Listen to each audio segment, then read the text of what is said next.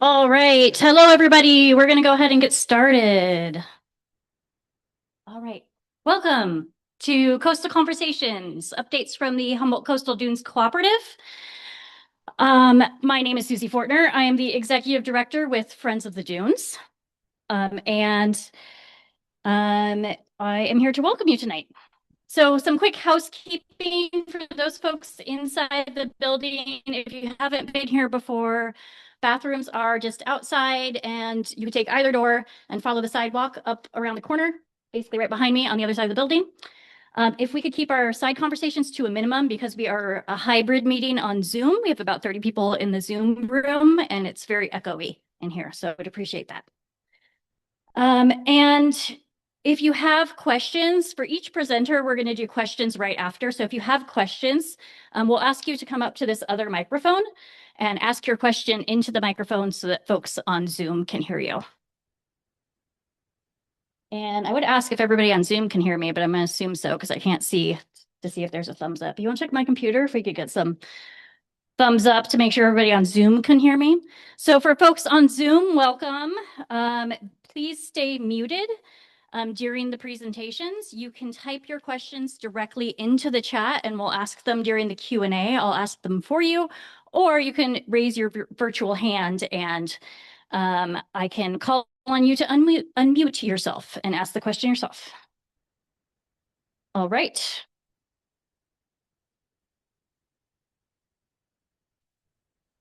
Nope, that didn't work. Now the clicker's working. There we go. All right, I would like to start by acknowledging that the coastal dune environments that the Humboldt Coastal Dunes Cooperative is working to conserve are located in the ancestral territory of the Wiyot people, which includes the Wiyot tribe, Bear River Rancheria, and Blue Lake Rancheria. Wiyot people continue to be stewards of the coastal environment surrounding Wiggy, the Humboldt Bay, as they have been since time immemorial, and more recently, a coastal dune property now by the name of Wadulh, formerly Samoa Dunes and Wetlands Conservation Area. So pretty exciting. They're working on some permitting there to eventually do some restoration on site, which is pretty exciting. So stay tuned for more about that. One of the ways we acknowledge our placement within Wiyot territory is by recognizing the original names of these places, as well as the native plants and animals of these places in Salatlak, the Wiyot language. These names have existed long before the violent colonization of this area and attempted erasure of indigenous cultures and knowledge. The Wiyot tribe has been doing an amazing job of language revitalization, and they have many Salatlak language resources on their website. I encourage you to learn more by visiting their website, wiyot.us, or visiting in person to the Dalgurului, excuse my pronunciation, Cultural Center located in Old Town Eureka. And for those of you in the room, we also have some more language materials in the back here. All right.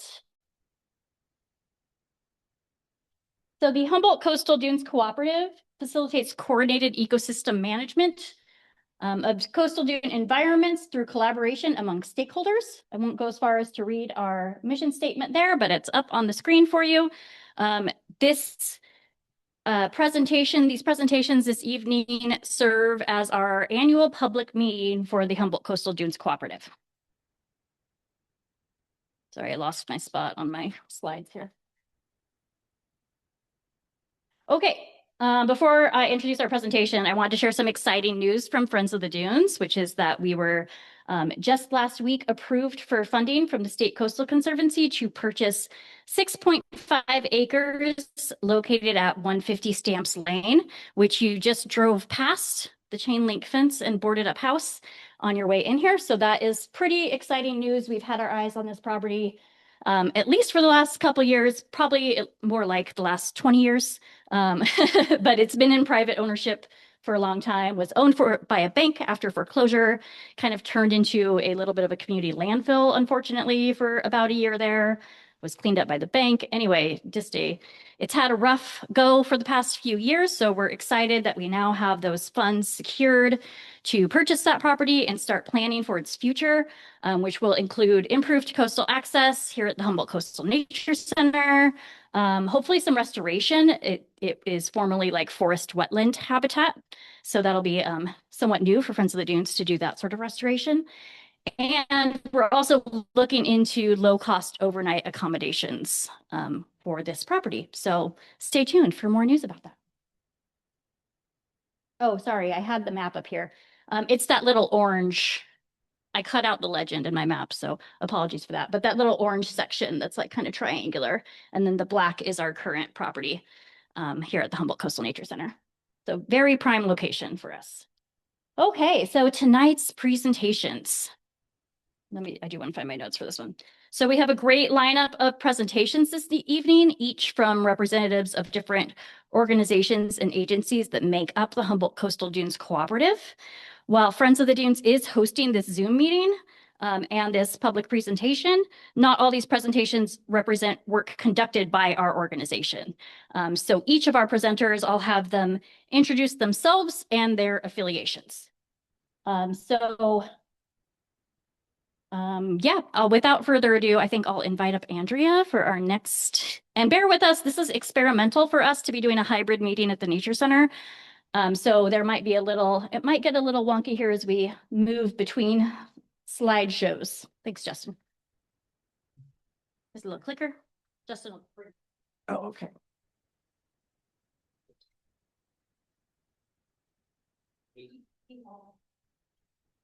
Hi, I'm Andrea Pickard. I'm the ecologist at Humboldt Bay National Wildlife Refuge, and I'm stationed at the Lanphier Dunes. So I'm just here to tell you in 5 minutes or less that as part of the Wadulh restoration project, which was funded by numerous entities, but especially California Coastal Conservancy and Wildlife Conservation Board, we received funding to put together a dune restoration guide. And the format we're taking is to have both a series of topics and then a series of case studies. So I just wanted to show you what it's going to look like. See if I'm pressing the right button here. There. So this is the area we cover, Northern California coastal dunes. And within that area, these are the dune systems. We don't have restoration going on in every dune system, so we're only covering the systems that have restoration, which is quite a few of them. So it's pretty wide ranging, going from Tolowa in Delaware County down to Point Reyes in Marin County. And this is what it's going to, whoops. Come on. This is what it's going to look like. Part one will start with an overview of the ecology and geomorphology of Northern California dunes. And that'll be followed by these case studies, which are all written by people actually engaged in the restoration. They're both historic restoration projects and ongoing restoration projects. So geographically, they span the area I showed you. And there's a whole lot of experience represented by the authors. So I think this is going to be a really good resource for restoration in California and even beyond California. I don't know why I'm having so much trouble with that. And then part two, these are the topics we'll be covering. And these, each of these are a chapter. And these are being written by experts in the different areas that are shown here. So these are really going to be really great tools for restorationists. And this book is actually going to be free. It'll be available as a softcover book and a PDF, online version. So I don't know exactly when it's going to be out. It needs to be out by the end of 2026. We're working on it steadily. So most all the authors have finished their sections and it's now going through editing. Any questions on this? Okay, well, look for it. I'm sure there'll be copies right here. Yeah. Oh, that's right. It's being written by Backcountry Press. Yeah. Or being published by Backcountry Press. Yeah. So they do a great job. There's going to be lots of graphics and photos, and it'll all be in color. And yeah, it's going to be great. Okay.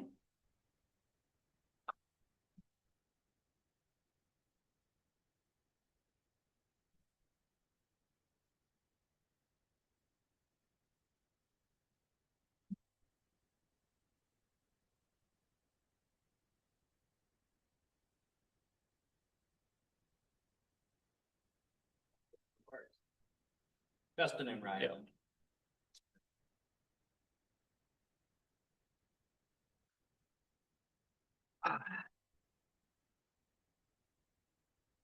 I noticed that. If anybody needs to see an image or something, if we go too fast, just let us know. Apparently, the images are on a bit of delay, but hopefully the sound is live. So if I'm talking about something that you don't see, let me know. But my name's Justin Legge. I'm the stewardship director here with Friends of the Dunes. I'm Ryland. And we're going to talk about our Dune restoration project that is happening here at the Humboldt Coast and have some updates for y'all. Thought we'd start off just with a little map to orient yourselves. Where the green in the center, our direct neighbors to the north is the Humboldt Dunes Cooperative Management Area. And just north of there is Lanphier Dunes. To our southern boundary here at the Friends of the Dunes property is the Manila Dunes Recreation Area managed by the Manila Community Services District. And then the Digawa Tesh property just south of there. Currently managed and owned by the Wiyot tribe. Wonderful. So for those out in Zoom land, you didn't get the wonderful opportunity to enter into this gorgeous building that we're having our meeting at today, the Humboldt Coastal Nature Center. A lot of folks in the community know it as the Stamps Dune House, the wonderful family that built the structure originally and enabled Friends of the Dunes to take ownership of this property.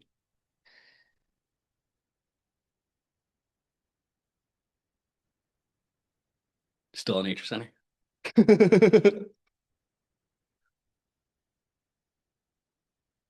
Yeah, come closer, Ryland. This is just a map to show you that this is a large property, but the work that we're talking about tonight and that Ryland and I have been focusing on is our dune ecosystem, that blue rectangle that you see right up next to the beach.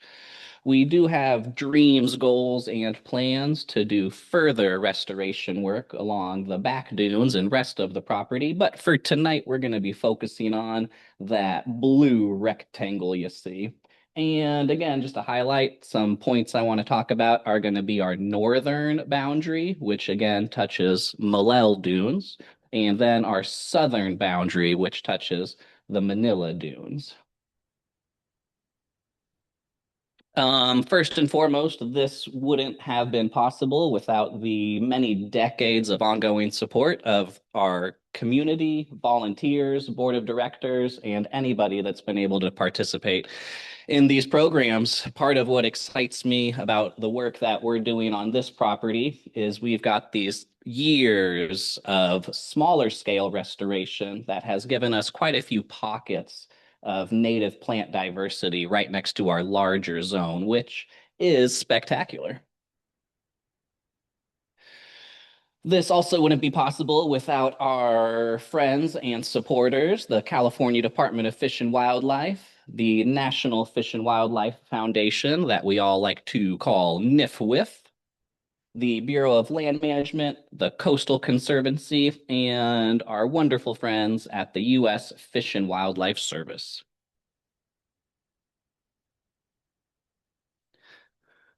Momentary delay for the picture lag. Through the funding that came through the National Fish and Wildlife Foundation, we were able to hire a contracted crew, Redwood Community Action Agency. They did almost all of the manual labor, removing the European beach grass, Ammophila.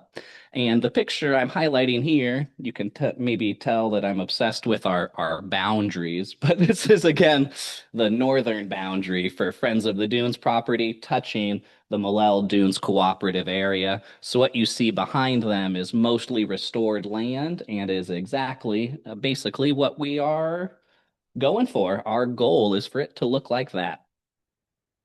A big part of this project, we just don't go out and willy-nilly remove all the plants that we see. There is a lot of monitoring that is involved. Here is my coworker, restoration manager Ryland, doing a vegetation survey.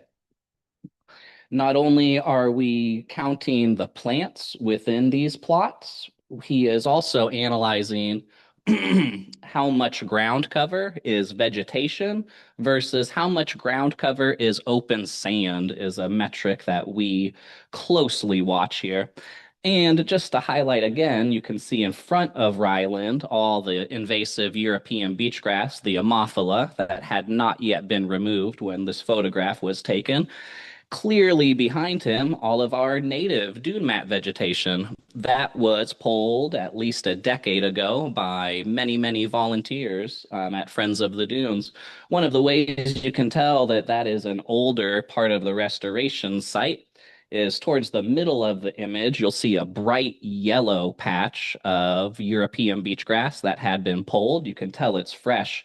And maybe it's just me and will be more challenging for others to see, but directly behind Ryland, you can see those really, really, really old piles that are covered with native vegetation and have turned to a dark gray color. Unfortunately, they don't really break down and biodegrade, though, so they kind of just sit there forever. Part of the monitoring is we collect all the data on data sheets that we can then turn into reports to share with the grantors and community about exactly how progress on these projects are going. The more data, the more better. We save all the paper, put it into digital reports, and share it with basically anybody that would like to see.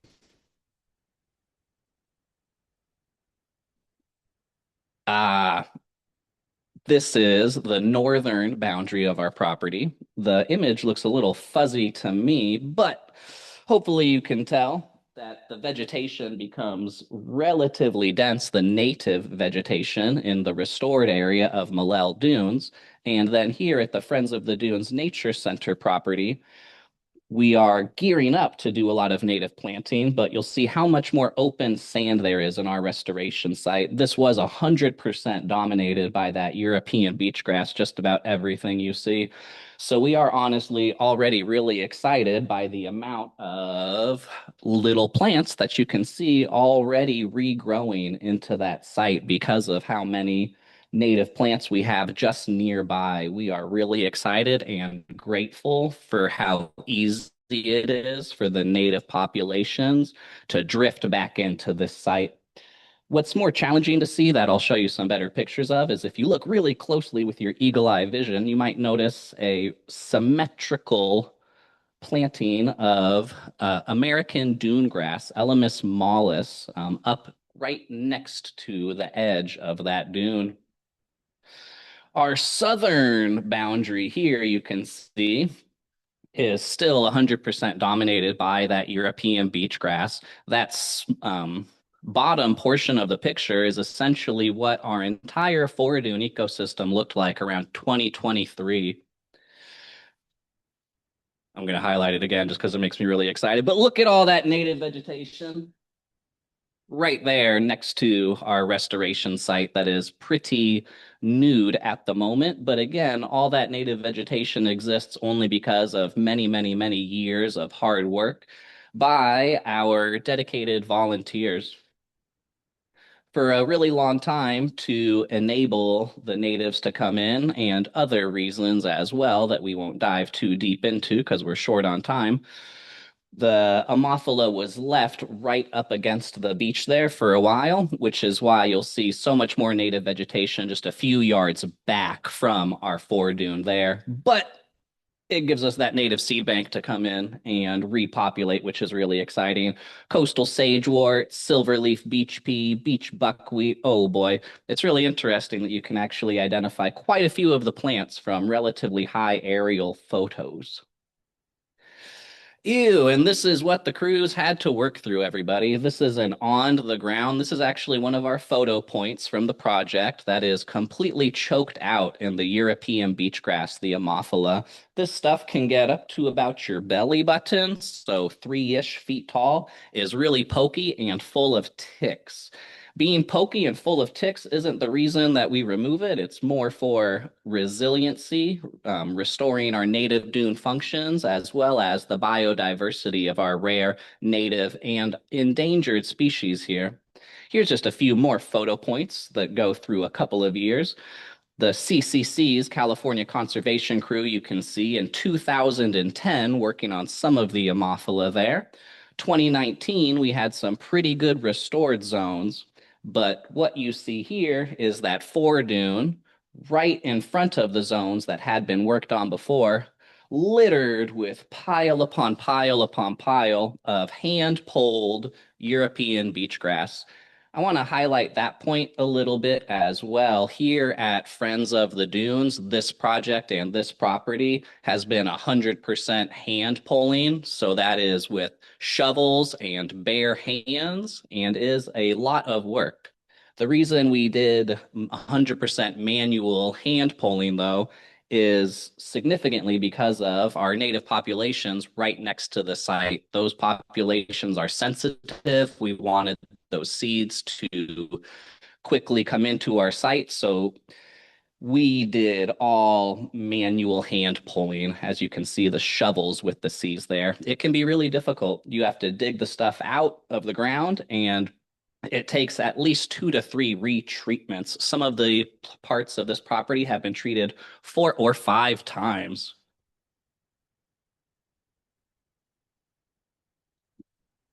What happens after we get rid of the invasive vegetation is we have already begun the implementation of transplanting thousands upon thousands, the Redwood Community Action Agency crews, of the Native American dune grass, Elamis mollis. They work hand in hand with our partners at the Fish and Wildlife Service, and they harvest the Elamis from the Lanphier dunes a bit north of us and drive them down the beach. It is pretty exciting. It is logistically challenging, though, because some parts of our beach are really narrow, so they can only achieve this at low tide, which makes the work somewhat difficult. Again, Justin's excited about natives returning. We have this amazing proximity to our native seed bank, the pockets of restoration that have been worked on over the years by our volunteers, and continued ongoing support. Had to highlight this massive, Humboldt Bay wallflower that you see there. One of the biggest ones, maybe the biggest ones I've ever seen, and we just kept watching it for months and months and months. So that's directly in our restoration site, which is pretty exciting, that right after we pulled the Ammophila, again, because of that proximity to our native seed bank, that we already had endangered species themselves moving into the zone. If you looked really closely at that picture of Elamis planted on the foredune, you might have noticed the lack of piles of beach grass. That is because we have worked a lot this year to remove them through very safe burning of piles. It looks like an inferno in this picture because I took it really, really close and was excited how well that was burning. But I want to highlight how the gentleman from Redwood Community Action Agency is holding a leaf blower with an elongated metal tube on the end. We learned a lot of challenges burning these piles. Heavy gear, sand and moisture out there in the dunes, believe it or not. And then not just mentioning the physical challenges, the wind restrictions and our approved burn season make the time frame that we can actually implement these burns rather challenging, not only short in terms of what months we can do them, but the wind means we have to get up first thing in the morning, burn as much as we can, and then typically by about 11 a.m., the wind conditions have shifted so much that we can no longer burn. Just had to put a picture of myself in there. That is one of the toughest jobs for the crew, and Ryland and I help sometimes, but actually hoofing out the propane tank on your back is a large challenge. Native plants coming back. Oh my goodness. This picture here is just a better on the ground one so that you can see the valley that was 100% dominated in that European beach grass. You can see in the middle of this photo, that was where one of our burn piles was. And already the amount of native diversity, yellow sand verbena, beach buckwheat, dune goldenrod, sea rocket, pretty exciting. And then again, the elemis that was planted right there in the background. This is the Redwood Community Action Agency crew getting trained in how to plant the Elemis mollis. They put them in grids, which is why it looks so symmetrical. The photograph on the left is them healing in the plants.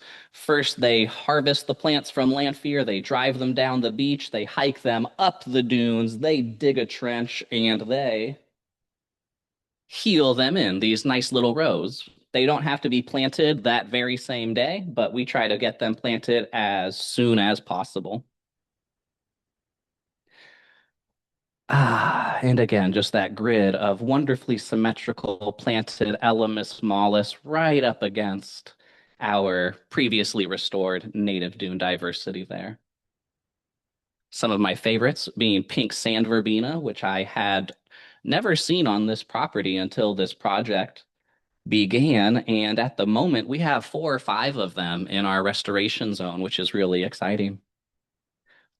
And I'll let Ryland say a few words about our volunteers. Yeah. Woo! Sorry. Tell me when we're caught up. Start. All right. So thank you, everybody. Thank you, Justin, for covering all the really scientific part of this. Now I'm going to be covering the volunteer aspect. So what we're going to talk about is the DIRT team, or the Dune Ecosystem Restoration Team. It's been around for at least 2 decades, and the volunteers have been happening at Friends of the Dunes, the volunteer restoration, for over 40 years. So not at this property, but since Friends of the Dunes was started in 1982. And so it's really important, like Justin mentioned, we've been so successful in this property with restoration because of the long-term volunteer restoration work that's happened. And in fact, we had about 60,000 plants we were supposed to be planting in the dunes here, around that number, and it's now down to 16,000 because the native species have come back so well from the seed bank on their own. A lot of that is attributed to the long-term restoration through volunteer work. So I want to just say we had 322 volunteers just in the year of 2025, quite a significant amount. And on top of that, we had a ton of private organizations come out for a private restoration event listed here, ranging from clubs from Cal Poly Humboldt to St. Joe's Hospital, to the roller derby team and PG&E. All of these people came out on their own time with their organization and did restoration work, either removing annual grasses, yellow bush lupin, ice plant, or European beach grass. Those are the main species we go after on the property here. And this was a really cool day. We had about like 60 volunteers on this day, the most I've ever had to manage on my own. It was great. We covered a lot of ground. We got a lot done. And it's really important for supporting what the paid crews have done here, because eventually they won't be working out here. Who's going to be doing the restoration work? It's going to be primarily done by volunteers. So we're going to be supporting the awesome work that's been done out here in the past couple of years. And DIRT's also really good at, we get to choose where we want to work. So for instance, sometimes the crews can't work in certain areas because it's not part of their funding or their grant. So with DIRT, we can choose where we want to work on the property. We can choose different plants we want to work on based on the time of year and the weather and the size of the group. So maybe we'll go out with some Swedish axes cutting yellow bush lupin, or we'll go out with a smaller group through the restoration site looking for resprouts of European beach grass. And I just want to shout out the Range and Soils Club and the Natural Resources Club from Cal Poly Humboldt have come out so many times. They bring so many people and they all work hard. And I have to stop them from working to end the workday. It's kind of sad, but it's great at the same time. So now I just want to highlight that we will be on January 24th having a native planting day with volunteers. So put that on your calendar. We are going to ask folks to RSVP for that, and there will be a form or a sign up of some kind coming up soon. But that's going to be a really fun thing, because normally we're always out here removing invasive plants, but we're never planting them. So it is a really special thing to be a part of. And so I'll just highlight that dirt meets twice a month, every second Saturday at the Humboldt Coastal Nature Center and every third Sunday at the Malel South property. And you know, it is a lot of fun, and you get to meet people who are like-minded and they're there for the same things. So I just would recommend coming out. If you come to 3 of the dirt days, you get a really cool shirt. So that's always a great incentive. Thank you, everybody. And we can take any questions if people have questions.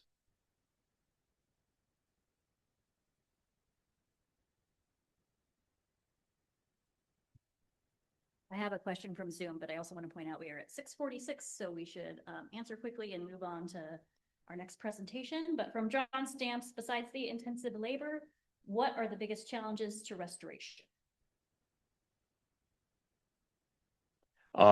I would say one of the biggest challenges is dependent on the property you're working on. So actually getting out to the work site, like Justin mentioned, on our property at the Nature Center, we only have walking trails. So we do have to bring everything out manually every day we work. We can't leave things out there. That stuff will usually go missing if we were to leave it out there. It'll get buried in the sand, one of those things. And for instance, if you're working at the Wadulh unit, you know, it's a very far hike out there to get out to the work site. So they have access to certain vehicles to get out there, which makes it a lot easier. So I don't know if Justin has anything else he wants to add to that, but in my personal experience, that's one of the hardest things, as well as the weather. So if it's pouring rain, that can be pretty bad. If there's mosquitoes, that can be bad. Ticks as well. So you kind of have to adapt to that. Awesome. Any other questions?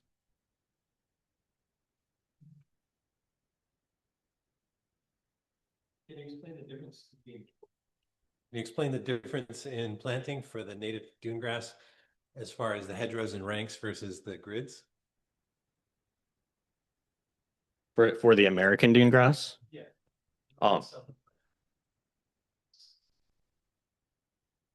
Yeah, so there was a Justin, do you want to? There were the first time the planting happened, it almost appeared to be like too much in a grid. So on the first half of the property, that's kind of how the layout went. But then when we went south, we had them kind of do a more random approach to planting the elements. So that could be what you're kind of noticing there.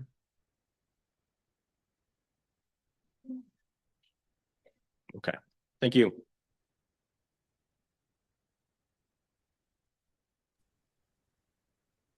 We're going to go ahead and stop our share and hand it over to our next presenter, Michelle Forys. Hi, can you guys see and hear me? Yes, I'm getting thumbs up. How about at the Nature Center?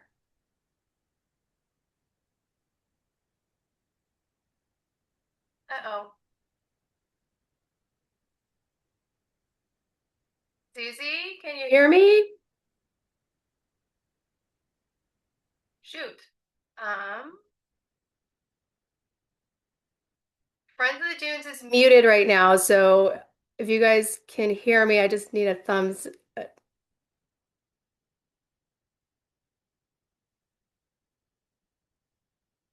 One second, Michelle, we're working on it. Sorry. Okay, no worries. I just want to make sure the room could hear. I know that online can hear, so. Okay, we can now hear you in the room. Okay, great. So I'm going to introduce myself and then I'll share my screen. I'm Michelle Forys. I'm an environmental scientist with California State Parks, North Coast Redwoods District, and I have been conducting dune restoration for a little bit over 20 years now. And so I'm going to go ahead and share my screen. I'm going to turn my video off, but then bring myself back on for questions, just so that we have better internet connectivity. Okay, let me turn that off and then share my screen.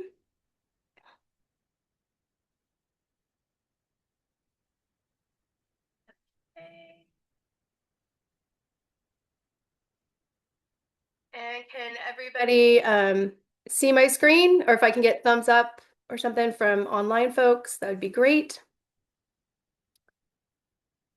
Okay, well, there's a thumbs up. Okay, so I'm going to go for it then. Okay, oops, let me back up. Okay, well, tonight I plan to give you an overview of the dune restoration that has occurred at Little River State Beach over the last 20 years. This is a view of the dunes in 2004, prior to the beginning of our restoration efforts. So to kind of orientate you, if hopefully you can see my cursor, that right here is Highway 101, and this is the Cornell overpass right here. And as you can see, the majority of all the vegetation here in this photo is European beach grass, which was introduced into the area first in the 1930s. It was planted to prevent sand accumulation onto the railroad tracks that once ran where the Clam Beach frontage road is now. And it was again planted in the early 1960s when Highway 101 was expanded. And as some of us know, European beach grass alters the natural dune ecosystem functions, reduces native flora and fauna, and coastal resilience. In 2005, California State Parks conducted a pilot dune restoration project using heavy equipment for the initial treatment of European beach grass. And that is outlined in these green plots right here. Based on the results from the pilot project, we continued restoration in 2009 by initially treating 35 more acres using heavy equipment and hand removal techniques. And that's outlined in orange. Then in 2024, an additional 22 acres were initially treated using heavy equipment again, which is outlined in yellow. Combined, there is now a total of 66 acres under management. So today I plan to give you an overview of the dune restoration at Little River, starting with the pilot project through today. In January 2005, we implemented our pilot project. We compared 3 different ways of using heavy equipment to initially treat European beach grass, and monitored multiple factors to determine which method would be best for a large-scale dune restoration project at Little River State Beach. Factors included removal effectiveness and efficacy, sand movement patterns, native plant recruitment, and wildlife responses. The project design included 2 control plots and 2 plots for each of the 3 treatment methods, which included dozer, excavator, and dozer grade. The dozer method utilized a dozer to remove European beach grass by blading off about 1 to 2 meters of beach grass and rhizomes while maintaining the existing topography to the extent possible. The excavator method basically did the same thing, but using an excavator. In both the dozer and excavator treatment plots, a dozer was then used to push the mixture of sand, European beach grass, and rhizomes out of the treatment plots and into off-area disposal sites. And those are highlighted, if you can see, in these blue spots. In addition, once European beach grass was removed from these 4 plots, a dozer was used to create 2 10-meter wide blowouts in the foredune. The dozer grade method was designed to flatten the foredune and topography across the entire plot. Using a dozer, European beach grass, rhizomes, and sand were removed to a depth of about 3 meters. The beach grass sand mixture was buried near the middle of the treatment plots, which you can see right here in blue. And then, sorry about lost my place there. And then we covered the beach grass with about 2 meters of clean sand. The foredune was also then reduced and graded to a 1 to 3% slope, whereas the other 2 methods, we maintained the existing topography except for the blowouts. The results from the monitoring effort showed very little difference between each treatment method when it came to removal efficacy and cost effectiveness. However, the dozer grade method plots required the least amount of person hours for retreatment, and western snowy plovers only nested in the dozer grade plots that following summer in 2005. In addition, the dozer grade method included burying the beach grass on site, while the other 2 methods did not. We found that beach evening primrose and pink sand verbena were the only 2 native dune mat species that germinated from the native seed bank. So in 2006 and 2005, both dozer grade plots were revegetated with about 4 pounds each year with native dune mat seed. In addition, in 2008, we planted 400 beach strawberry plugs in both those plots. So in November 2009, building on what we learned from 2005, approximately 30 acres of European beach grass was treated using the dozer grade method, and that is the area outlined in yellow. To protect dune swale wetlands and pink sand verbena, a California special ranked species, a 15-foot equipment exclusion zone was established around those areas. And we used hand removal methods in those areas to remove the European beach grass. And that's what's outlined in blue. I want to point out that this aerial photograph was taken a few years after initial treatment, and you can see that the dune swales have grown, and we even have some dune swales up here that aren't in blue or over here that actually grew after we did the restoration. Also, prior to the initial treatment, all of the native dune grass plants were transplanted into the pilot project plots so they weren't destroyed during initial treatment. So combining the pilot project area and the 2009 treatment area, by the end of 2009, we had a 44-acre restoration area. So let's talk about the specifics of initial treatment. First, prior to the majority of the grading in November 2009, an excavator was used to treat European beach grass along the edges of the pilot project plots and the exclusion zones. You can see here that the native dune mat has started to come in. You can also see that some wetland species have started to come in. So by using the excavator, we were able to really not disturb those native plants versus using a dozer blade may have done more disturbance. So here's a schematic of what we call the dozer grade method. So based on what we learned, this is what we used in 2009. So the first step is that what we did was create a pit behind the tall, extremely tall foredune. So you can see right here, the dotted line. We created a pit. Then we came into the back of our restoration area and started grading down and pushing the beach grass and the rhizomes and the sand into the pit. Next, what we did was we started peeling off, blading down the artificially high foredune and putting that into the pit. Then what we did was we started bringing clean sand off of the wave slope and burying that pit of all that European beach grass. And we graded the foredune down to a 2 to 5% slope. So now I'll show you some of the pictures of what that looks like. So here you can see on the left is our really high foredune. And then this is the dozer starting to create a pit. And then here you can see what we call kind of the beach grass sand slurry, rhizomes being pushed into the pit. And then here you can see how far down we graded with the beach grass back here. And this is starting to bury the beach grass. And then here is the dozer starting to put more clean sand on and getting that 2 to 5% slope from the wave slope farther back and burying the beach grass. This is a photo of me a while ago, and you can see how tall that foredune really was. And you can see how far down those rhizomes go from European beach grass. So we did a lot of sand movement. Let's see. Okay, so this slide shows our revegetation efforts in the 2009 treatment area. Although you can't see it in this photo, multiple dune mat species had become established from our seeding that occurred with the pilot project and from natural recruitment. But to increase our plant diversity and cover, additional seeding occurred in 2011, and we transplanted 569 plants from the back dunes into the restoration area in 2011 and 2012. As what we did with the pilot project, we also monitored multiple things with our 2009 project. First, the cost per acre for initial treatment was $2,165, which included the rental of 3 pieces of equipment, fuel, wages for 3 California State Park equipment operators, staff to monitor snowy plovers, and the on-site project manager.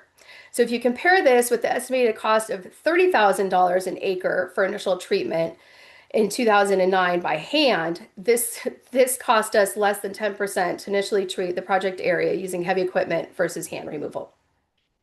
Retreatment of the European beach grass and other non-native species was done by hand using shovels and other hand tools. Retreatment was conducted twice a year in September and October and in February outside the snowy plover breeding season.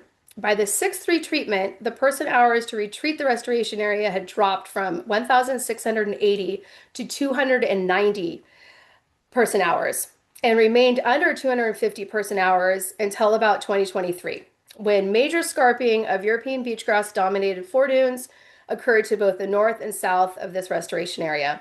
High surf and storm surge deposited that scarped European beach grass into the restoration area and infested the foredune, increasing the person hours needed to retreat the area. Prior to initial treatment, the percent cover of European beach grass was estimated to be 19%. After initial treatment, it was at 1.2% and remained under 0.5% between 2014 and 2018.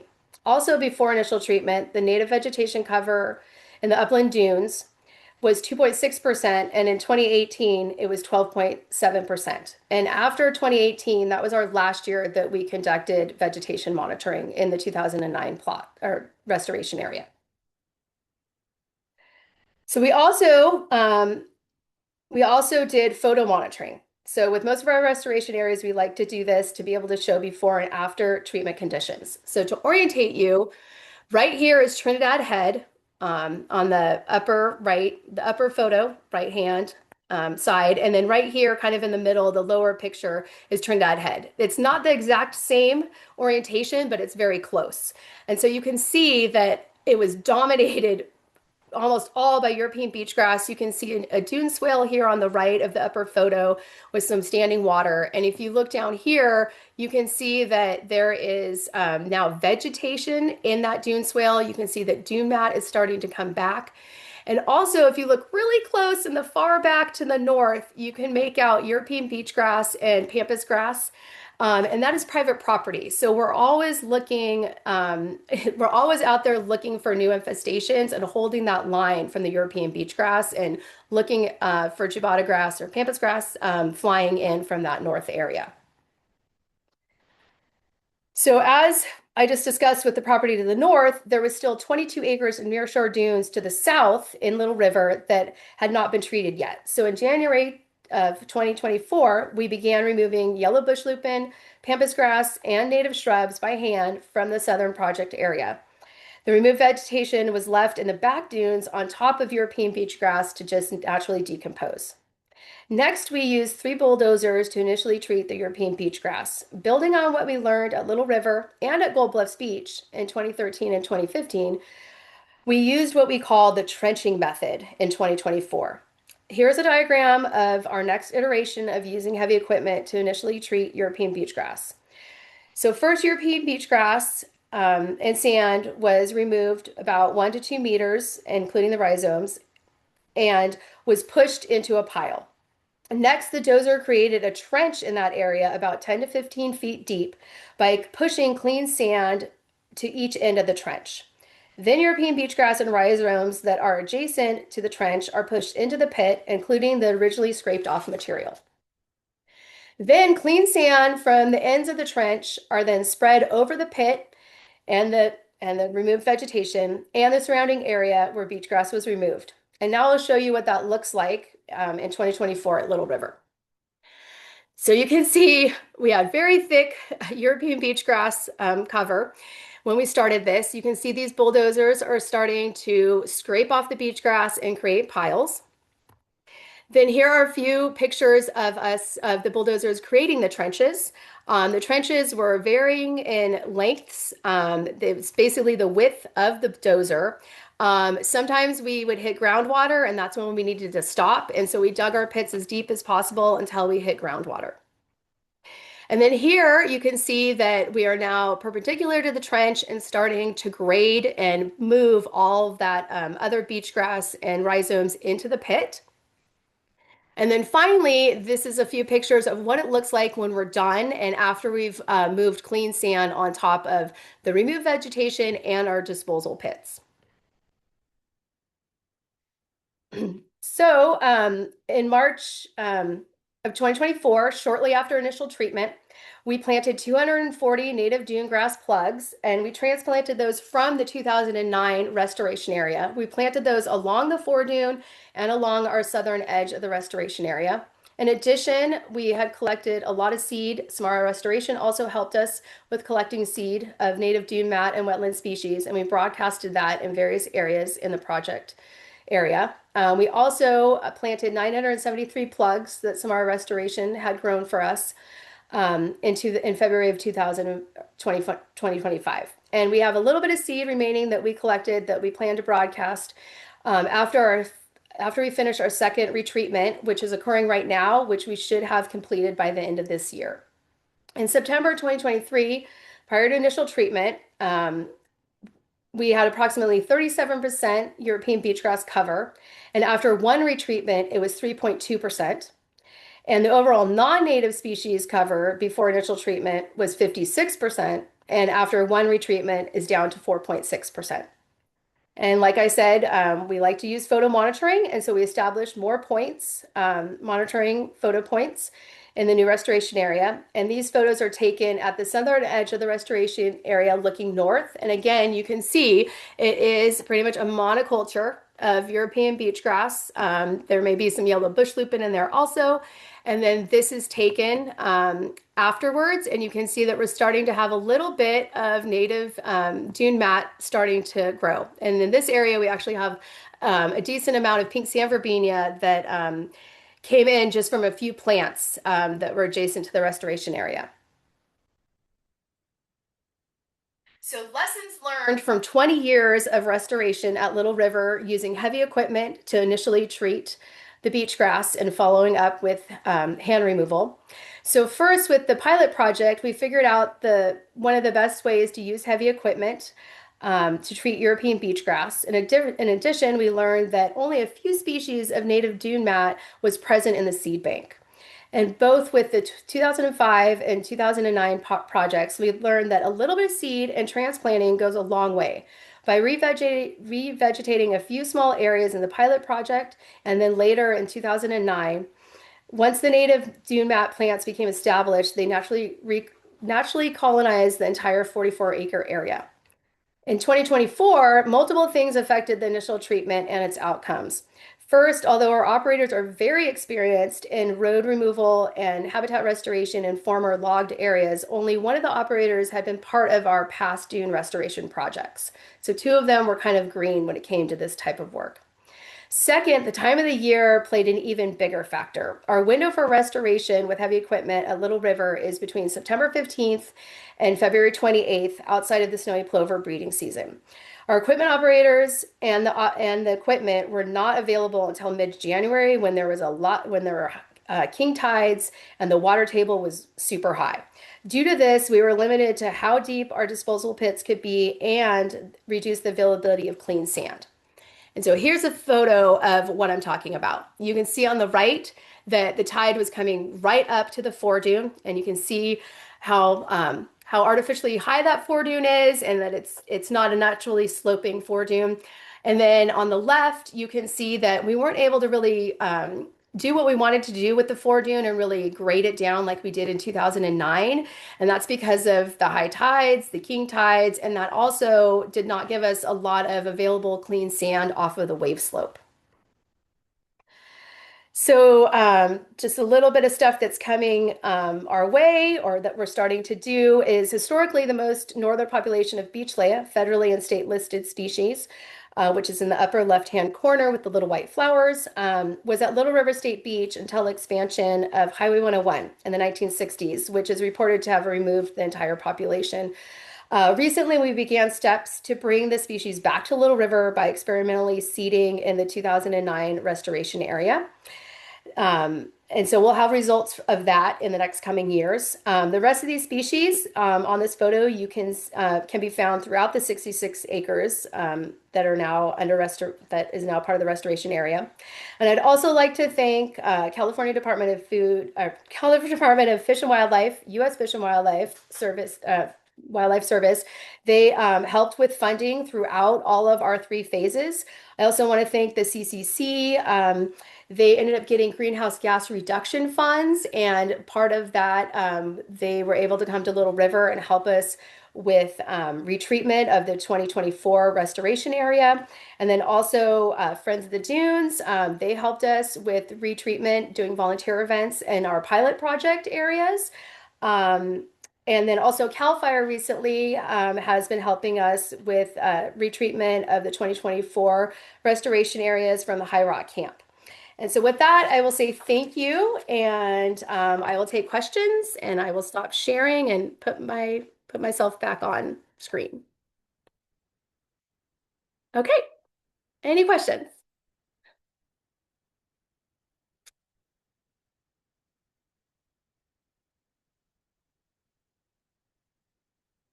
I don't see anything in chat, and I'm not hearing anything from Friends of the Dunes, so you guys may have to unmute yourself.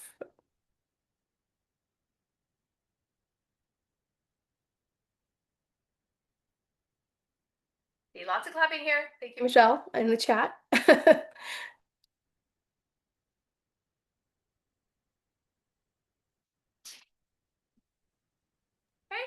Oh. Okay. Friends of the Dunes is unmuted.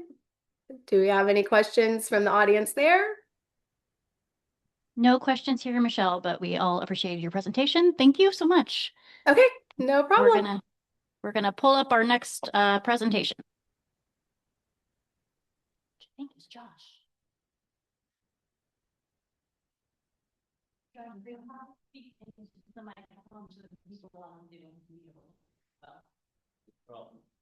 And we have here a little clicker. Perfect.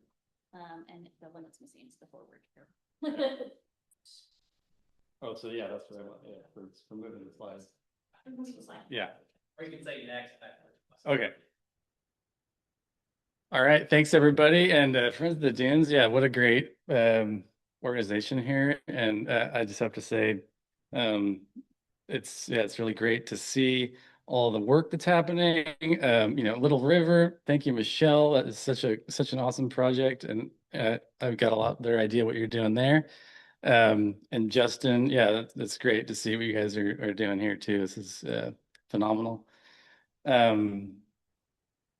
So I'm Josh Koepke with Samara Restoration, and we've had a really great opportunity to work on the Wadulh restoration project with Andrea, and mainly in the revegetation and horticultural aspects.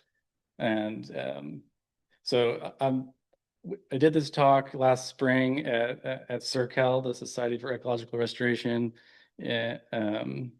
California, in Sacramento in the spring. But there's been a lot of since then. It's an active project, so it's we've added a little bit to this, and it's I was just looking at the presentation I did in April, and I was like, oh wow, this is a lot has changed. It's because at that point we had, we were just starting to really grow the plants for this project, and so now we're actually implementing the work. So this talk is basically about the growing of the native dune plants and the revegetation associated with that.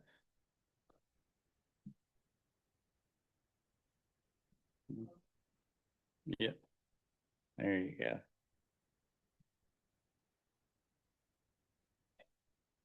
So just quickly, Samara Restoration, we're a local restoration firm based in the Humboldt Bay here, and we have a nursery in McKinleyville, really close to Little River Dune project. And we specialize in all different sorts of restoration, designing, growing, and building. And so with this project, with the Wadulh project, we were brought in mainly in the growing of the plants, but we had a lot of other invasive plant work as well. And but this is a picture of our nursery. It's mainly going to be a presentation with pictures and some talking. So not a lot of graphs and whatnot, but so yeah, I'm going to go over the project description of how our involvement with Wadulh, and really kind of highlight the seed part of what we've done, because the seed collection is super important to the growing of the plants. Processing and the propagation is all very new, and we had grown dune plants before, but never at this scale. and some of them we've never grown before. Talk a little bit about the nursery part of what we were up to, and then the seeding and the planting, and lessons learned, and there's this great book that's coming out that we're a part of. I'm pretty sure everybody here knows what Wadulh is, the project is, but working with Andrea and just north of Lanphier, in between the Mad River County Park and Lanphier, part of the climate resilience work that's going on. Everybody's really doing great work on. Lot of invasive species out there. We've worked on a lot of yellow bush lupin, European beach grass, duff removal, annual grasses. But yeah, it's a fabulous, great project. We've been really fortunate to work on. So because of the nature of the extent of the invasive species out there was the better strategy.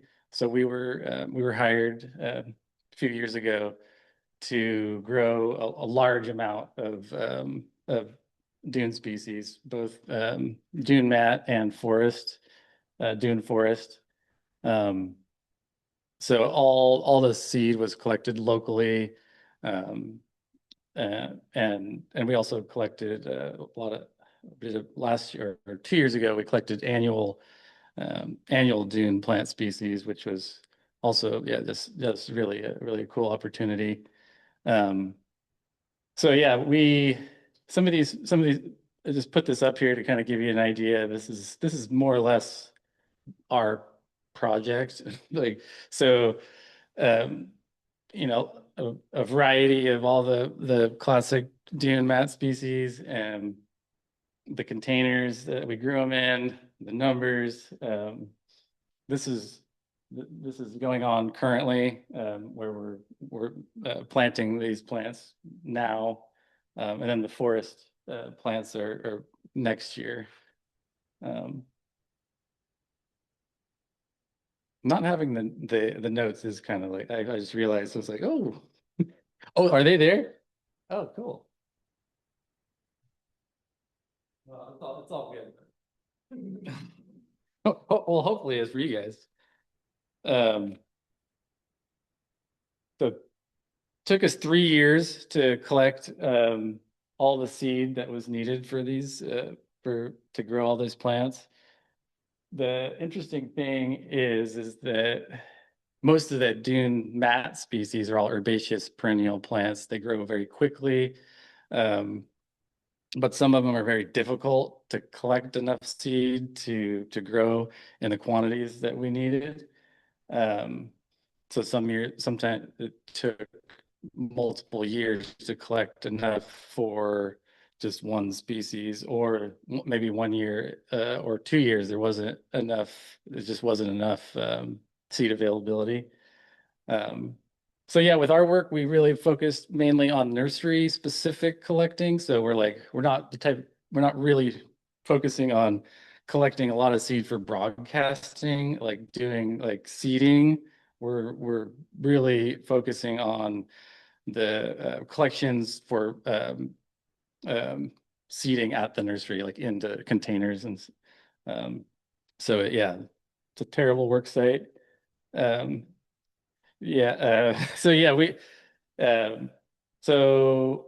get a little bit more about the collections, cleaning, and processing methodology, which is, through the last few years, we've really honed in on what that requires. It's just an immense amount of work, and the ability to, from seeing a plant in the field to knowing that seed is actually a seed, to how to get the seed out of the all the other non-seed parts. So yeah, it's just been an incredible project, an opportunity to learn about all this stuff. And so yeah, part of the Dune Guide that we've helped out with was developing and documentation of techniques.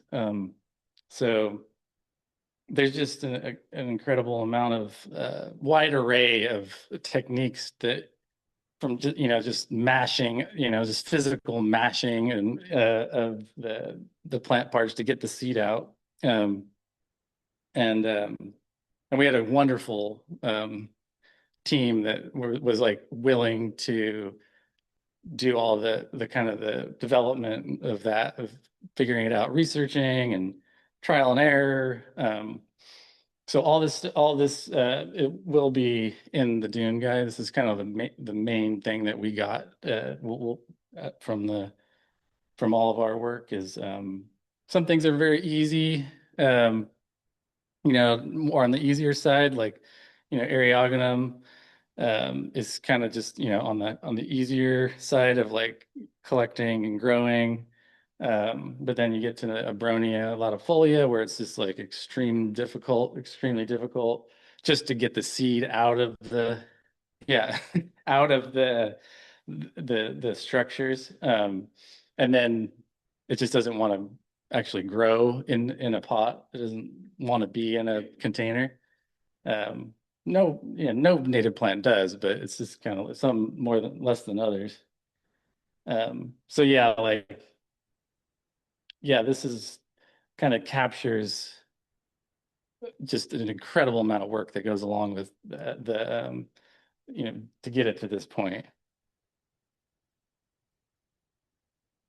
The seed processing is like the non-glamorous part of what we do, but it's incredibly important. Just the hours and hours of just blood, sweat, and tears of getting a clean seed. And through this project and over the last almost 10 years, we've realized the importance of good seed with what we do and all the restoration and revegetation work that we do. It's finding the right equipment and just maybe even just like the littlest thing that could make the big difference, and just the willingness to try something different, because it's like we all learn in botany.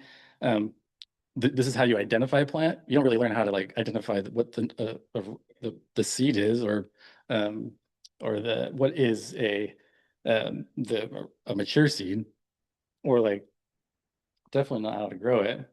But yeah, we started employing other techniques with debearders and a food processor and blenders, and it's got a seed blower.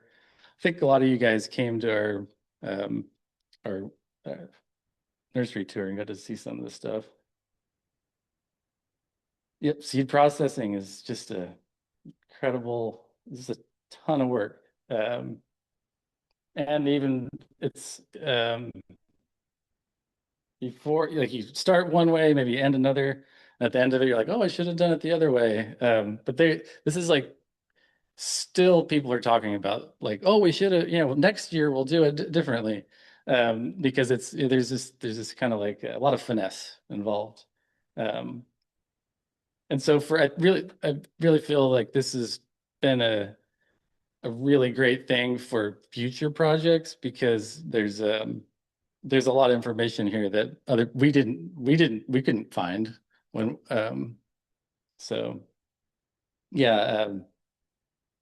ambrosia just is an extremely difficult plant to work with, but once you get the seed, it's actually grows. It's not that hard to grow. And then once you're actually to the point of having the seed and time to grow the plant, that this is kind of like the magic of it all. Where our seed and propagation team, they were just figuring things out, how do we how do we grow this? And so a lot of different perennial, like different plants from perennials, trees and shrubs, grasses, forbs. A lot of the forest species, we kind of had a pretty good idea how to grow them. And what was really great, I would say too, is that we had a lot of time. We had years to prepare for this. So that was like, we were, at first I was kind of like, I think we have too much time. And then at the end we were like, oh wait, no, yeah, that was just right. Because yeah, that you don't want to have the seed too early, because then viability starts going down. But for the forest species, we did need more time because they take a couple of years to size up. But yeah, the propagation, cold wet stratification, this is kind of an example of, like a lot of the seed that needs cold wet stratification is it's put in the refrigerator in a moist environment, and then there's a certain amount of time that it needs in that cool, wet environment, and then it starts sprouting. And then, people are monitoring this, daily, if not, or, weekly, if not daily. Because sometimes it doesn't, there's a range of different, and like I kind of always feel like it's environmental at some level, like it's like 7 days. Nope, it's like 7 to 20 days. So, and then once it's sprouted in this environment, you have to do something with it quick, because otherwise it gets too big, starts sprouting, becomes like a big sprout, and you can't put it into a pot. But yeah, there's other treatment, the scarification, Lapis really does well with some scarification. And then the hot water bath, this is my favorite. Basically, just some seed really does well when you give it the hot water, and then plant it after that, and it just takes off. I was always curious, like what in nature like makes it want that, but yeah, it's like Eriogonum can grow easily in all situations, but when you give it that hot water bath, it just takes off.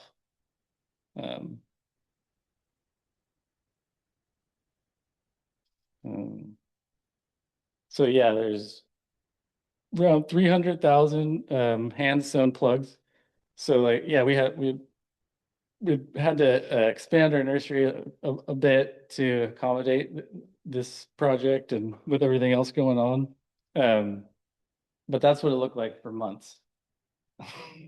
Yeah, this is Sarah. She was our lead seed collector, and yeah, like they did a great job.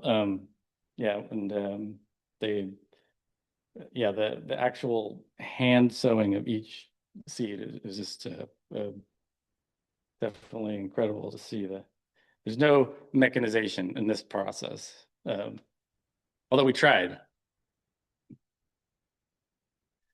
And so, yeah, the nursery phase, growing out of the plants. How much time is there left?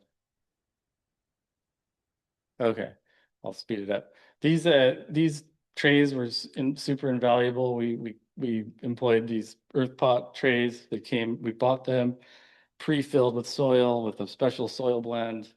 And without this, it would have been almost impossible to get this project to even close to the completed in time. A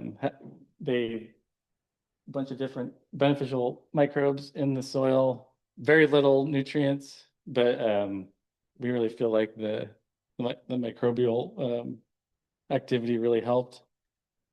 Yeah, there's these earth pot 36s, which are 36 per tray, and then there's earth pot 72s, which are 72 plugs per tray. So we had to employ some new infrastructure, some different shade houses, even though the shade isn't up at that point. And then this is a temporary nursery at the mill site in Manila, just right down the road. Which I mean, this was super cool. They have the using an old logging mill for hundreds of thousands of native plants, staging them so we could move them out into the dunes. Sand fencing. So yeah, a lot of the plants are being planted in these fences that stop the movement of sand or limit the movement of sand. So where is it? 5.3 linear miles of sand fence. 5.3, yeah, 28,850. It was like 5 different crews that were doing it.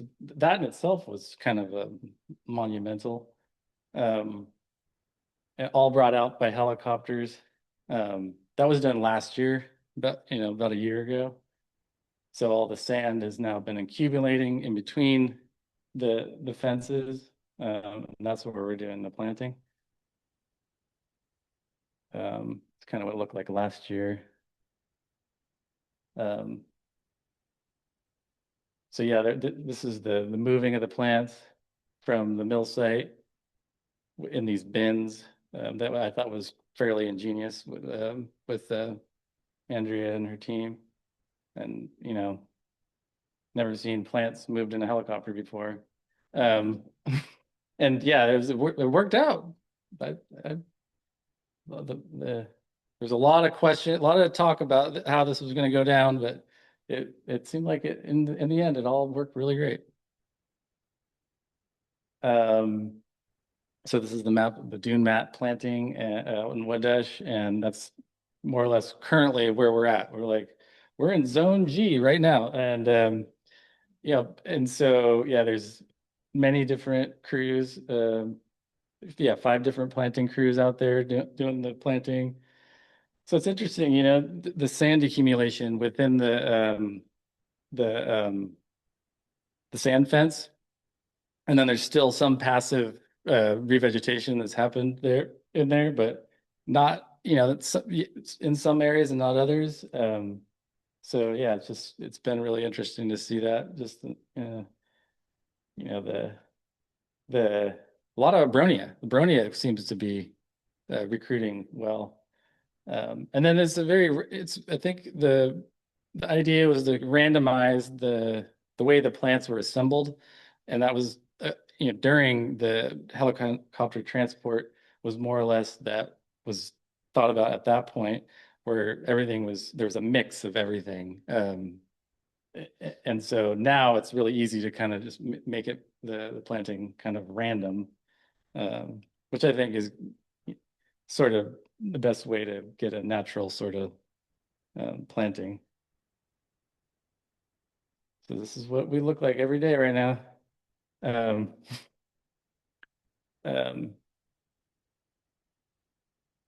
So yeah, just a mix of the plants. Here's the trays.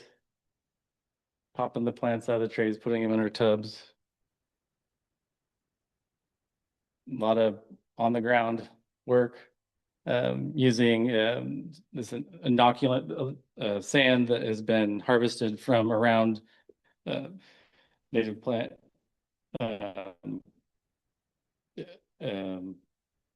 areas where there's actually native plants growing, and then some slow release osmocote fertilizer. Oh shoot, I missed. There was one more picture that didn't make it in there. So yeah, lessons learned. Lots of lessons. Still learning them. Yeah, a lot of new techniques for seed and propagation. And I'm also a big believer in like the element of creativity with the horticultural process. It's a very very important to stay open to what could work better. And then the Dune Restoration Guide. We're excited to see the next. I'm sure everybody's familiar with that, with Andrew's book. But Yeah, and some acknowledgement. We're super grateful for Andrea and her team and all of our crew. Like we've had so many people that have worked on this, done incredible jobs. So yeah, we're definitely super grateful. Okay.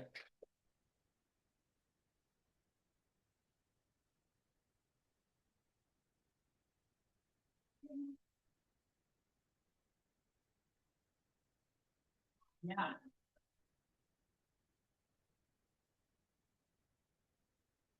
The presentation. My question's regarding sand fencing. Do you place the sand fencing far enough back so you are concerned about like a king tide washing them out, or is that even a concern for you? And then how effective have you found the sand fencing to be?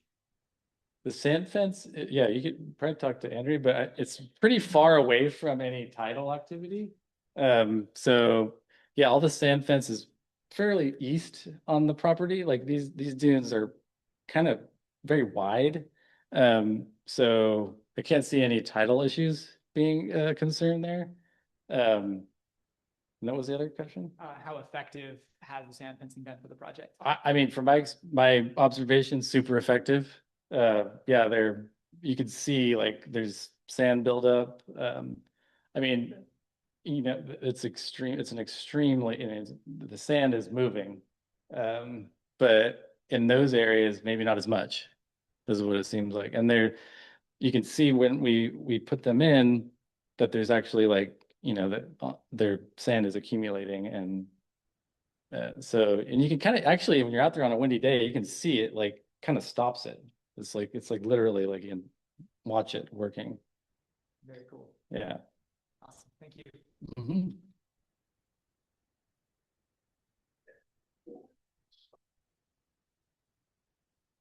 I got a chance to go on the field trip. That was awesome. And I was wondering, I think most of the plants were grown from seed. Was there an attempt, and you mentioned that some plants were a little harder to grow than others. Was there an attempt to propagate with plant tissue or cultures? Is there a plan for that? Is that just harder? I would imagine it is. Yeah. So there's tissue culture definitely works for is a good option for like ferns. There's no ferns in this project. Actually, we're taking out ferns. But we did do some cuttings of manzanita, the Arctostaphylos uva-ursi. That does really well from cuttings.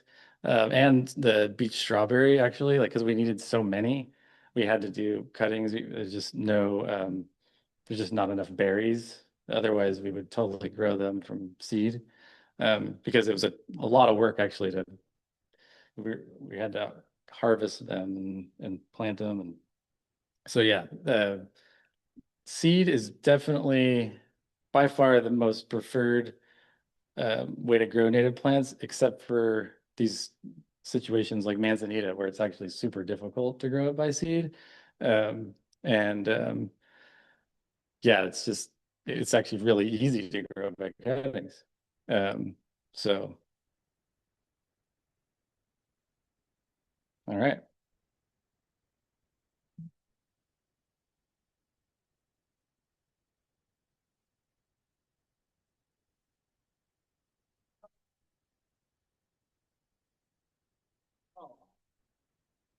Maybe if there's questions at the end, I can repeat them.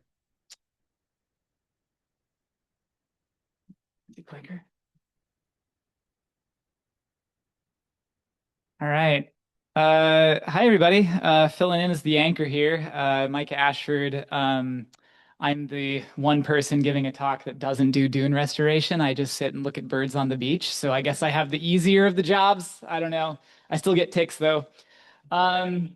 So I have two things to say. One, I just want to give a huge thank you to all of the people that do snowy plover work in this North California recovery unit. This is not an easy job. There is a lot of challenges with it. And I've been in this position for just under 3 years, and there are people that have spent way more time and way more effort than I have in this position. I'm looking at least one person in the room, and I saw a couple names online of people that have spent their entire career doing snowy plover work, and it's a huge thank you to you guys for that. I also want to say that it's my 6th day back from the government shutdown, and so I'm a little discombobulated, and I had a very short amount of time to put this presentation together.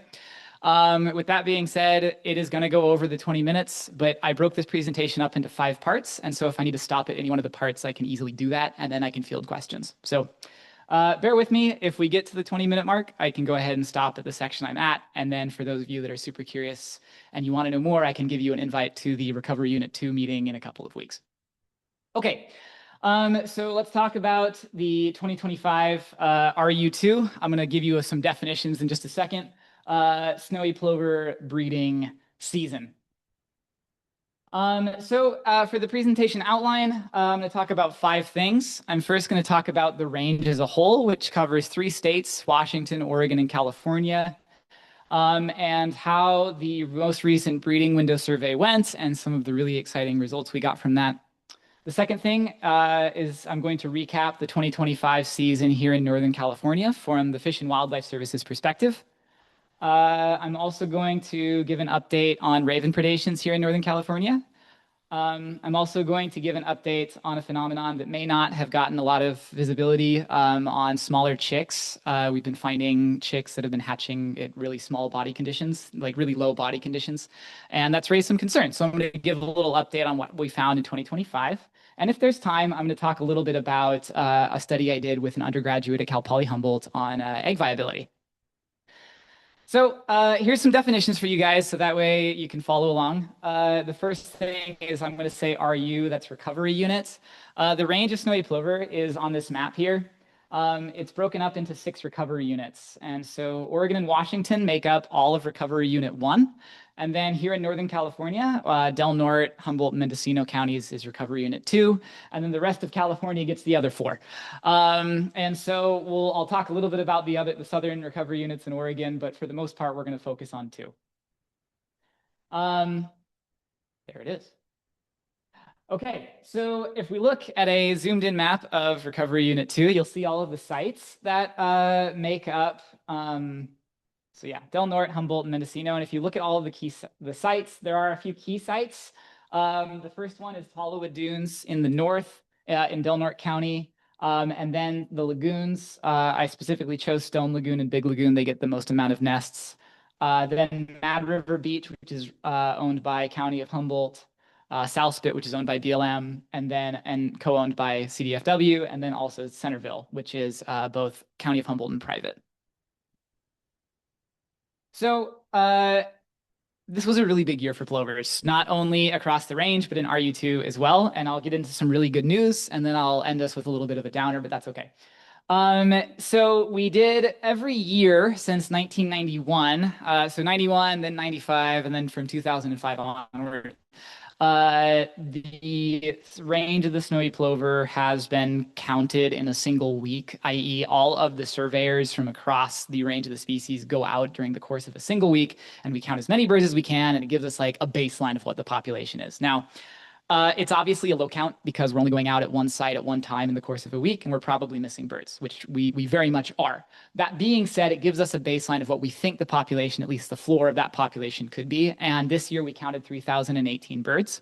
It's the most birds we've ever counted. The number 3,000 is kind of special because in the 2007 recovery plan, the recovery criteria for snowy plover is 3,000 birds. And so this is the first year that we've met that recovery target. Now, that being said, we still have quite a few years to go because this needs to be maintained for the course of 10 years. It's a 10-year average, but if we've hit year 1 of 10, we're on the way. And so, I don't think delisting is in the conversation for the next, few years. But that being said, hitting that target's a big milestone. It's very exciting. Broken down by recovery units, what we're seeing is out of the 6 recovery unit, we're seeing a lot of growth. And so these R-squared values is just an idea of how the x-axis and the y-axis are talking to each other. And in this instance, we have year on the x-axis, and then we have the number of plovers that were counted during the breeding window survey on the y-axis. RU2 is small but mighty. We're here at the bottom, but you can see that we're increasing. And then the other recovery units that are also increasing are Oregon and Washington, the San Francisco Bay Area, and also Los Angeles to San Diego counties are all showing an increasing population, whereas recovery units 4, Central California, and 5, San Luis Obispo and Santa Barbara and Ventura are stable. They're not increasing nor decreasing. So we are seeing growth across the majority of the range of the species, and we're also seeing things like range expansion. There were breeding snowy plovers observed in Canada for 2 years in a row now.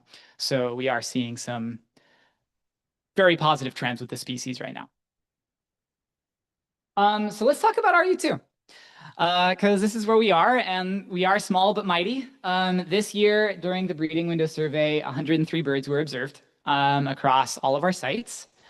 And this is the highest number that was ever recorded. You can see it's a big deal because from in the 20-teens, the numbers was often in the 20s or the teens. And so in a course of about 10 years to go from the mid to low 20s to over 100 over a breeding window survey is a big deal. We are definitely feeling like we're in the exponential part of the logistic growth curve, and it makes me wonder what the carrying capacity in this recovery unit actually is.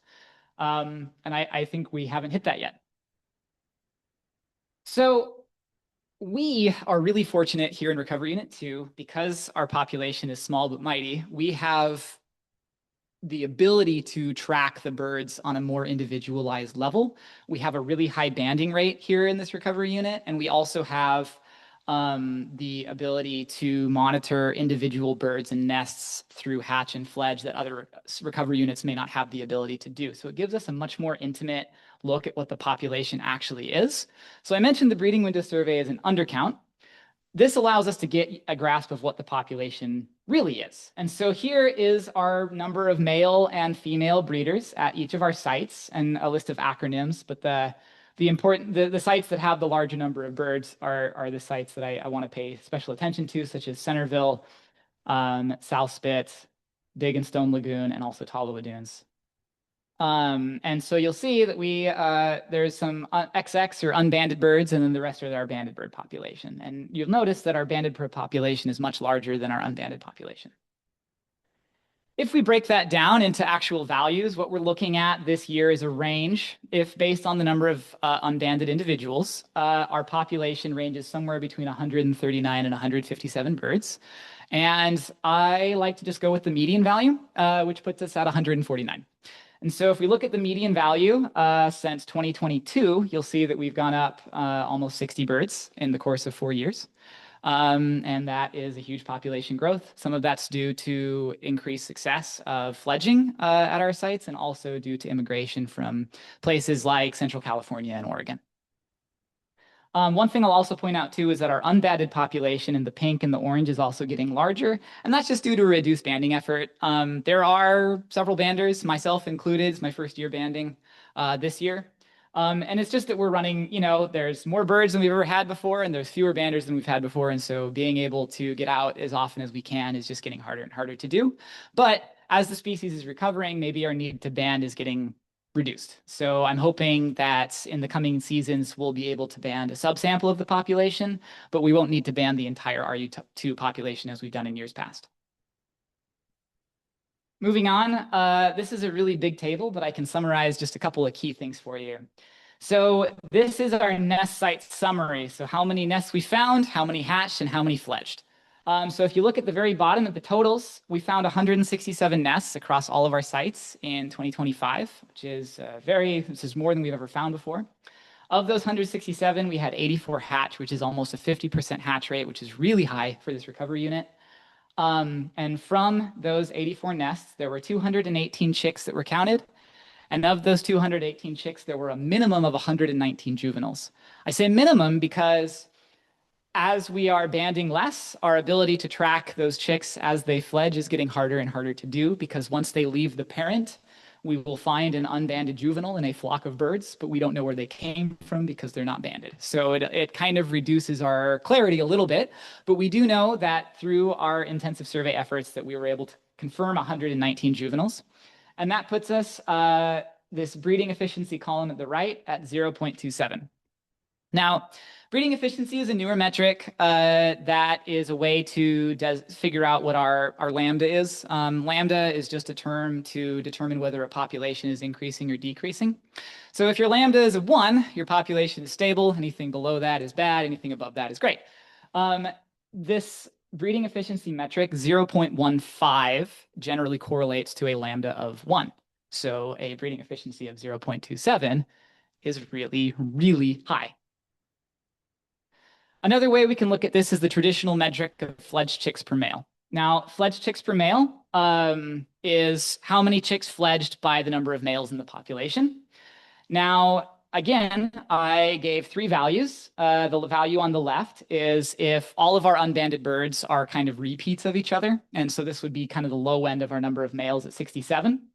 And on the right would be if all of our unbanded males that were associated with a known nest were unique. And that would be a high of 78. So I chose the median value to try and be a little more conservative in my estimate. And so that put our fledged chicks per male at 1.63. Fledged chicks per male also relates to lambda.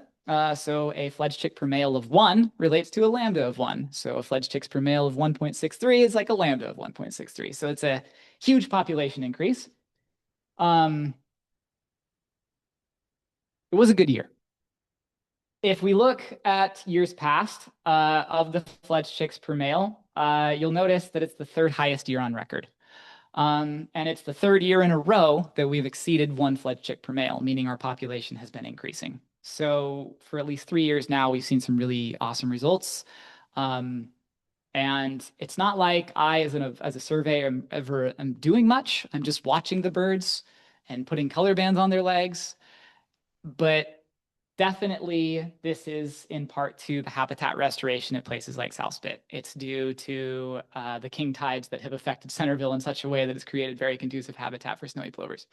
So we are seeing the results of not only habitat restoration, but the alteration of habitat that would allow natural dune system processes to occur is definitely benefiting the species. So let's talk a little bit about some of the sad stuff.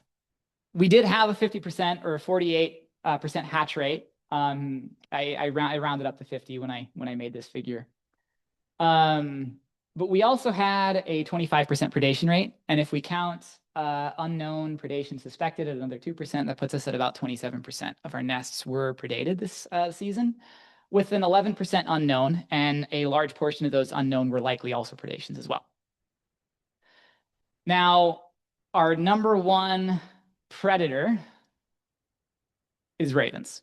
That we had a few other predators, specifically skunks were a large predator at some of our sites, but hands down, making up almost 68% of our predations this season were common ravens. And the site that got hit the hardest was Mad River. Although Mad River's population was only about 15 birds, they laid 37 nests. The reason they laid 37 nests is once a nest gets predated or fails, they will renest and renest and renest, renest until finally maybe their nest will hatch. We had 8 nests hatch and we had a few fledges from those nests, but it was pretty brutal out there going to Mad River week after week. And one week I found 7 nests in a day. I come back 3 days later to band a chick from a nest that was supposed to hatch, and Cora had predated all of the nests that we found. It's pretty scary. So we do know that raven predations are high this year. We also had a really unique incident of a gopher snake predating a nest. This is the first time this has ever been observed in this recovery unit at Eel River Wildlife Area, which is run by CDFW. I was noticing a lot of gopher snakes this year. I don't know why, but there were a lot of gopher snakes at that site. And it actually wasn't a surprise to me to see this happen. I came to this nest to ban these chicks. They were supposed to hatch. Last time we went there, they were tapping on the eggs, and so we knew they were coming out in just a couple of days. So this was supposed to be their hatch day. And I get there, the nest cup is empty. There's no eggshell fragments or what we call pit fragments in the nest cup. And there's this snake track that goes right through, and you can see the sands all disturbed. Those are all plover tracks. So they're very active plover in this area. And then you see the snake track go right directly through the nest cup. and then make an outtrack. So what I'm hypothesizing happened is that the chicks were in the process of hatching, or maybe were beginning to, and then the snake was like, oh, what's that? Maybe something attracted it to it, and it came over there. And gopher snakes are known nest predators of other animals. And so that's something that we think happened. So back to ravens.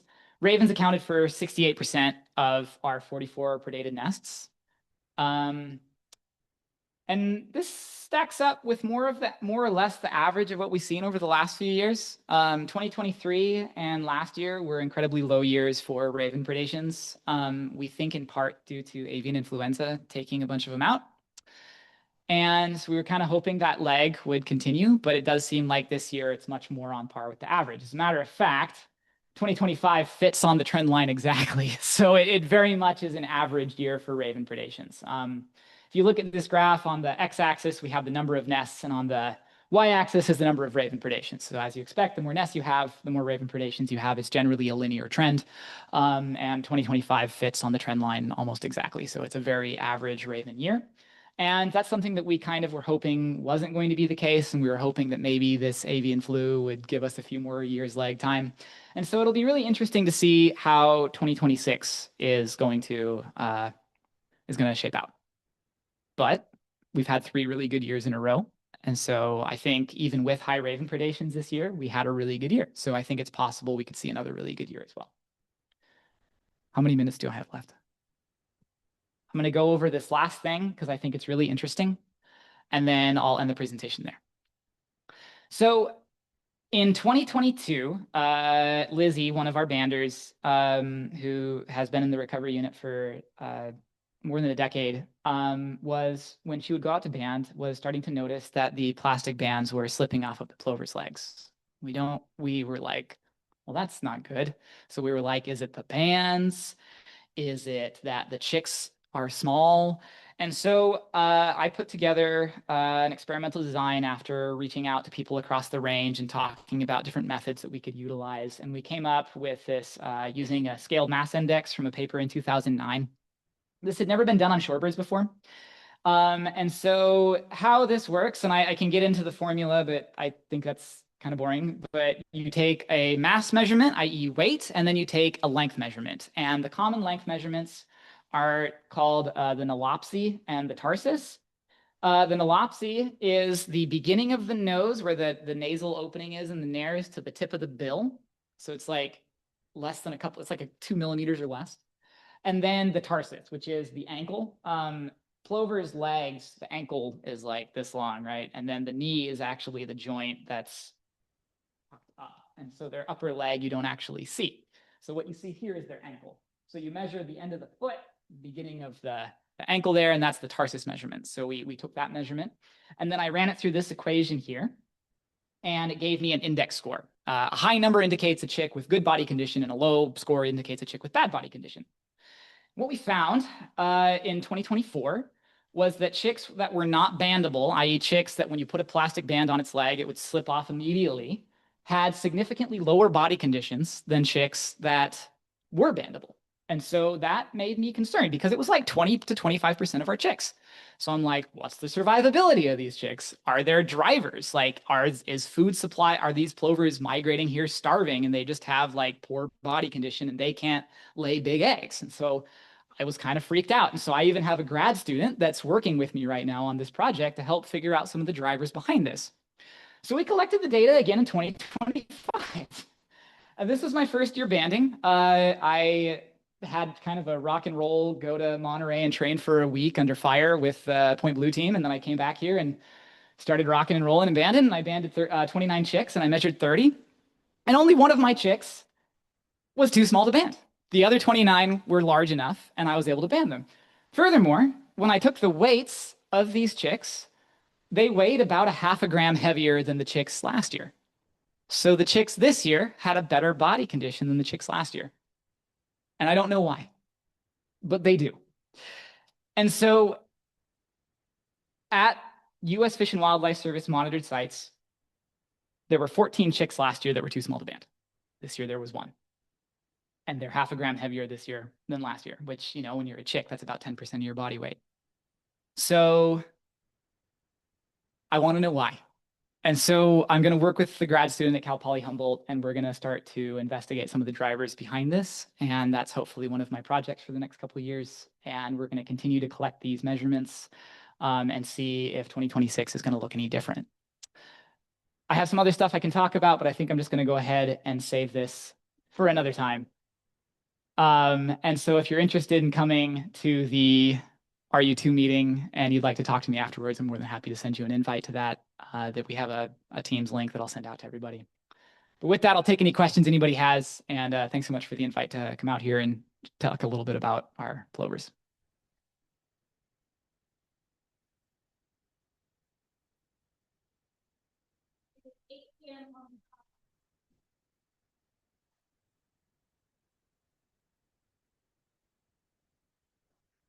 How does hi Micah, that was a great presentation. It sounds like you guys are doing great work out there, so well done.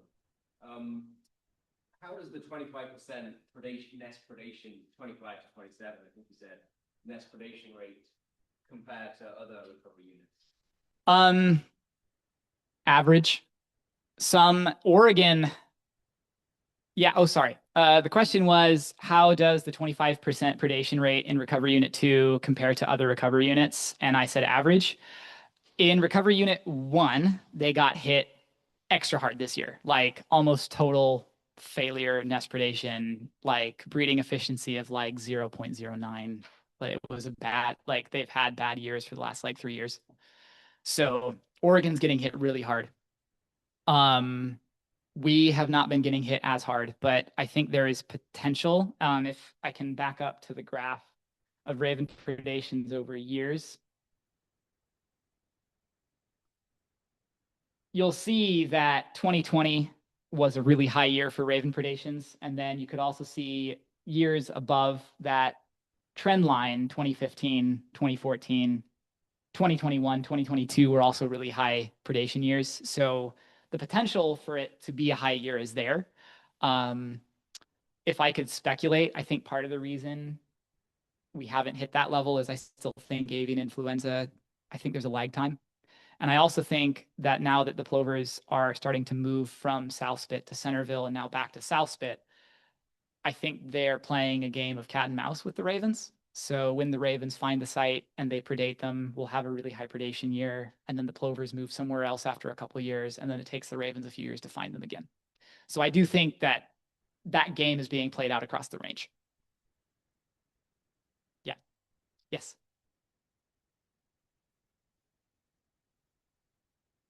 Yeah. So the question was Mad River the worst site for raven predations? And the answer is yes.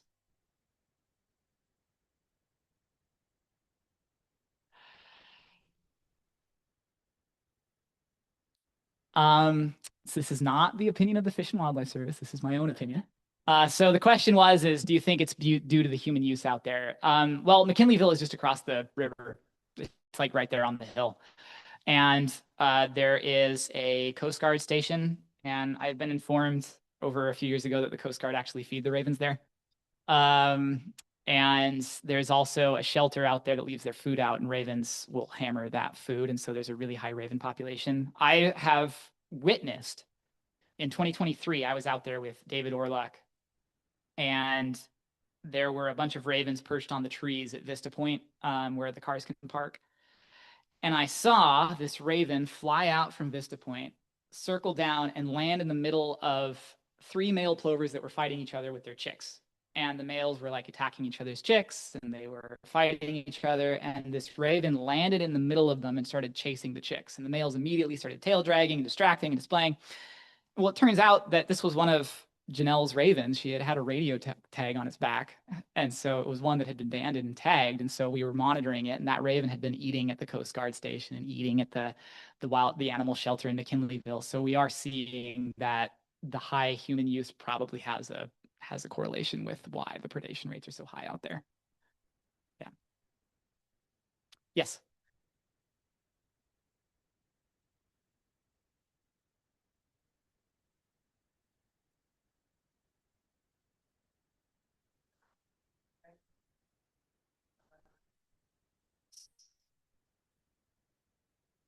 I'm not the most confrontational person in the world. I know they have been talked to, and Cal Poly Humboldt Barbara's lab made this Raven brochure that we've been distributing to people. That's really awesome. And so we're hoping to continue that.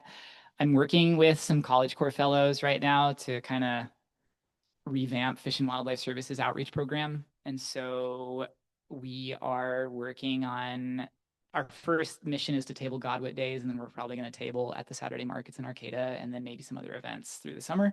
So I'm hoping we can get some of that outreach out to some of those communities. It's always kind of hit or miss, you know, people don't like being told what to do. And so you really have to like come at it with this positive message effectiveness. And that's kind of a challenge sometimes. So we'll see how that works. Yeah. Right on. Well, thanks, everybody.